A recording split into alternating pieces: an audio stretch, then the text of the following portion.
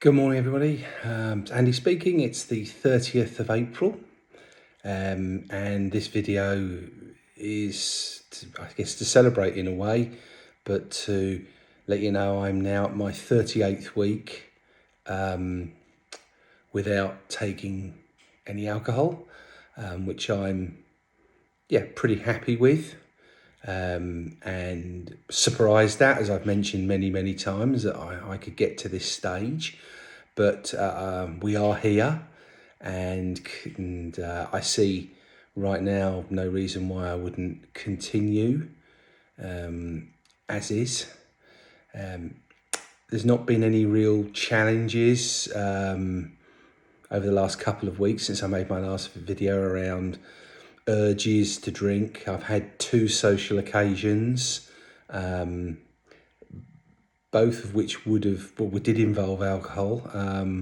One in particular where I was with a group of my wife and two friends, and usually it's quite I would say too boozy, but certainly booze involved, as it was this time, and thoroughly enjoyed it. I drank a Lucky Saint beer, which not that I'm sponsored by them in any way, shape, or form, but I find that quite a decent beer from a non-alcoholic perspective. So I drank that in a pint glass, and my everybody else was drinking, had a couple of cocktails, and then there's some beers, awesome, and some wines, and it was really enjoyable still. The other event was with my wife, and she had a glass of wine, and she's not a very big drinker, as I've mentioned before, but she had a glass of wine, and I just had a couple of non-alcoholic beers again. Pleasant evening, and the whole environment was other people drinking. Not that I was with these other people, but everybody else, I didn't see anybody else not drinking. And again, not really a problem for me.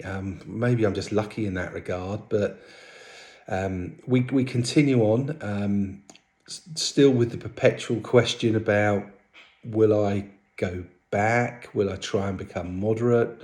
Will I return to where I was before? My instinct personally is to want to go and become a moderate drinker, but I keep saying, why? What does it do for you that you haven't had in the last 9 months? And I guess I suppose I miss it in a sense. I miss the change of state it gives you. Change of taking the edge off, maybe. I just miss that mindset change it gives you. I think. I suppose in a sense it pushes your woes and your worries to one side. I'm not so sure that's a good thing, especially if you start to rely on it. But I think there are times when sometimes it is probably quite nice. So I'm not sure again where it's going to lead me. I'd like to think I could just be a moderate casual drinker and enjoy it in the moment. Something I'm actually trying to learn in my wider life, about learning things in the moment and not being too focused about the future and the past, etc. But I guess it all comes down to how am I and will I be able to manage my alcohol intake if I do become a moderate drinker. That's the biggest fear, is it's a slippery slope into something where I was before. I don't think I'll return to where I was before, but in a sense, I don't want to give it any opportunity. Hence the reason currently I'm still not drinking. And right now I'm approximately just a few days away from 9 months. I'd like to get, I think, to a year. And for me, that's quite a big milestone. And see what's next. I can say that that any weight loss that I got from not drinking has really plateaued. So I need to make another reset in terms of my general probably nutrition. My nutrition isn't too bad, I don't think, but I probably need to look at increasing my exercise levels, and I'm looking at various options there that fit me and my personality and my time frame, and I'll let you know more about that if and when it happens. So things are in terms of the journey, they feel very much as they did really in the first few months. Um, I still miss the sort of excitement that going out for a drink gave me. I don't know if it gave you guys anything, but it certainly gave me something. And it feels, it sounds terrible. It feels a bit flatter when you're not drinking. Um, Now maybe that's just a state of mind I've had because I was a drinker, but nevertheless, I'm going to continue.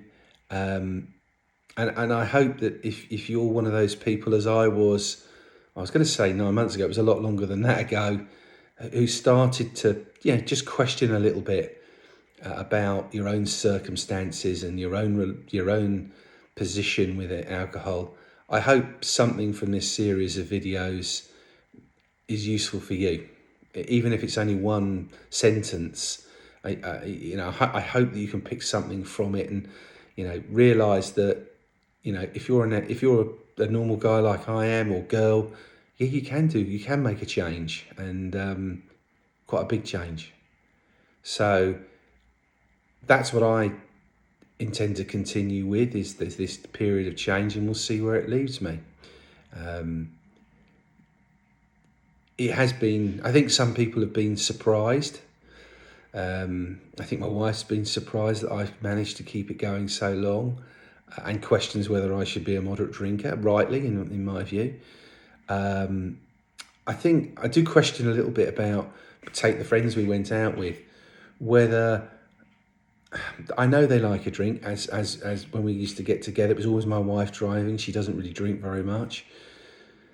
And now it's me driving, and I do wonder whether, and maybe I'd love to hear what you guys think. I just wonder if friends start to realise that my not drinking sort of puts the emphasis on their drinking, and therefore it may make them feel as though they're not as comfortable. I wonder if that's in my head, as opposed to anything else. But it does. It's not a reason I would go back in itself. Certainly not to where I was. But I just wonder if it sort of emphasises other people's weaknesses. I guess it's a bit like if somebody loses weight in a group, and all of you have all been talking about needing to lose weight, but one of you actually does it. It highlights on the others, those that perhaps have always, who've talked about losing weight, what they need to do, and maybe it might encourage them, of course. It's not all negative, but it also might expose them, and people don't like to be generally put in a position where one person's achieving something and they're not. I've always think that that's one of the reasons why so many people in this country seem to, I can only use the word, be jealous of people that have been successful, have started from usually nothing. I'm not talking about people that inherited wealth or won wealth or been given a privileged position, but people who've started with little, who have worked hard and probably taken very big risks and have come out the other side with real financial success, or financial success, but it could be spiritual success, it could be marriage success, and they and those people are sort of, some people are almost jealous of those people, and they almost want to steal not their wealth, whether it's financial or otherwise, but just the fact that they've got it. They're not comfortable with somebody's got it and they haven't. They don't sort of celebrate the fact that they were willing to pay the price and move on. And I think this equally applies in the alcohol arena. Hence my comment: is it exposing other people who like a drink to their own inadequacies? I hope I'm completely wrong, because that is certainly not my intention, and I hope that that everything continues as is. I've just made a different choice, but anyway, we will continue. I hope some of you may get a benefit from this.